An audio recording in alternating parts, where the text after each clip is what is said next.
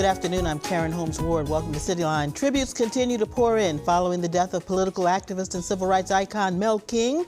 He was Boston's first black mayoral candidate in 1983, making it past the preliminary but losing in the final to former Mayor Ray Flynn. For the past half a century, he's been an enduring advocate for people of color from his home in the South End. Everybody in the community know on Sunday afternoon, if you wanted to talk, you're concerned about something, Mel's Kitchen was open.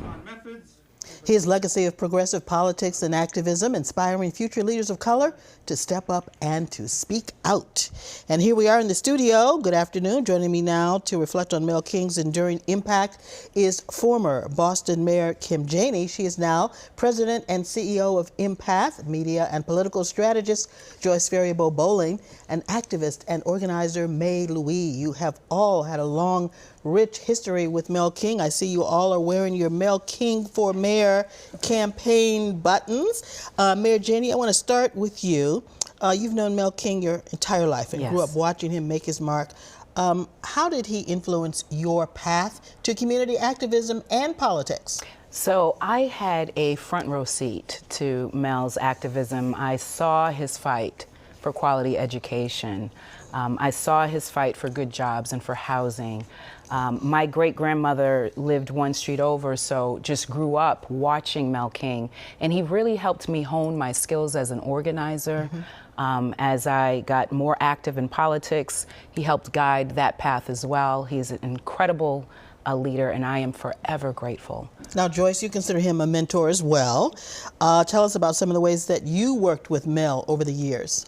So I met Mel King and John O'Brien when I was in high school at the Jeremiah E. Burke High School. I'm not going to tell you how many years ago that was.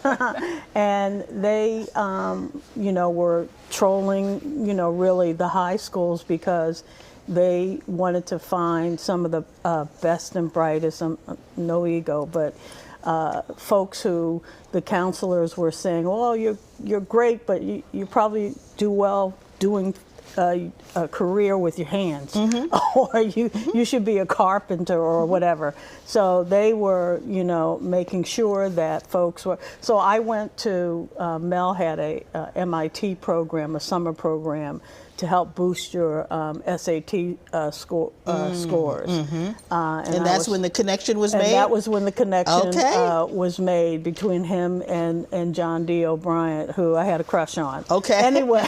All right. Listen, I want to hear May's connection with Mel. Tell us how meeting Mel led to the formation of Asians for Mel King in 1983.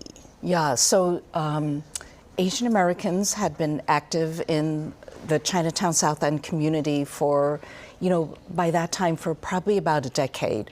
Organizing around tenants' rights, education, etc. And in '83, when Mel ran for mayor, it was really the first time that the Asian American community was paid attention to.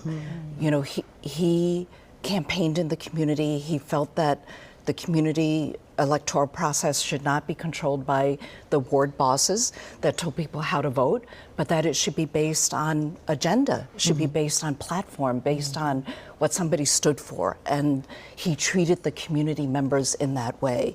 And you told me about him coming to Chinatown to campaign. Yes. I mean, we marched in Chinatown, we sang freedom songs with Mel, and it was the first time that all the mayoral candidates came to Chinatown for a candidates forum. It was the first time that literature was in Chinese, was because of Mel. Now, Mayor Michelle Wu, historic addition to City Hall, just as Mel King would have been, obviously. What future do you see now in terms of the voice for Asian Americans in Boston politics? It must be a full circle moment for you, seeing Michelle Wu in City Hall. Well, I think there is no question that Mel laid the basis for the current mayor to be in City Hall. And I feel that it shows the progress we've made and the progress that we still have to make. Because Mayor Janey is sitting here right next to me. The first. So in some ways, Boston got prepared for a Mayor Wu, but perhaps not yet for a Mayor Janey. And that, but that all of that, you know, and I think Mel, that was part of his genius. He saw the motion of history. He saw things, you know, in where they came from and where they were going, and always worked for where we should be going. Joyce, you But he said was that ahead of his time. He was moving our city forward in a way that we had not seen before. And just to remind folks, this historic election or a race, mayor's race that we have been talking about was right on the heels of busing in Boston. And so as a little kid who was bused, I remember how difficult things were in our city, and Mel King really helped us. How did he heal. do that, Kim? Even though we still have some healing to do. But he pushed it forward He considerably. pushed it forward because he, you know, he was thinking of diversity, equity, and inclusion long before this became a buzzword now. He opened his arms, he opened his house. You know, every Sunday brunch for 60 plus years. I mean, it's incredible. One of the interesting things I think about, even though Mel lost to Ray Flynn in the final election, they reached across the aisle to each other, so to speak, and became good friends, good collaborators. Particularly, as you say, right after the busing. That was a very difficult time in the city. Ray Flynn representing a neighborhood that was not welcoming to African Americans, if I could say it that way. Well, the thing about it is that Mel created a movement. Okay, that was really important, and his movement was not just black, as May told you. It was Asian, it was Hispanic, it was young people, and so he actually created that movement for the next generation of leaders, and there are many who have come through that pipeline that he created. I feel sometimes that we're losing a little bit of that. Closeness. That closeness, the mentorship. We've lost mentorship, especially among black men, big time, as I see it. And that wasn't the case with Mel.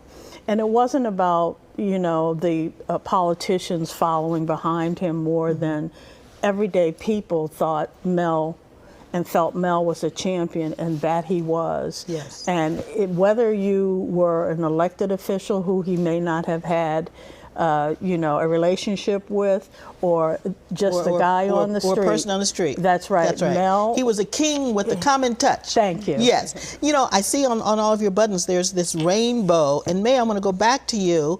And the phrase Rainbow Coalition is now something we hear all the time. But at the time, in '83, that was new. Talk about the very beginnings of that Rainbow Coalition. Yeah,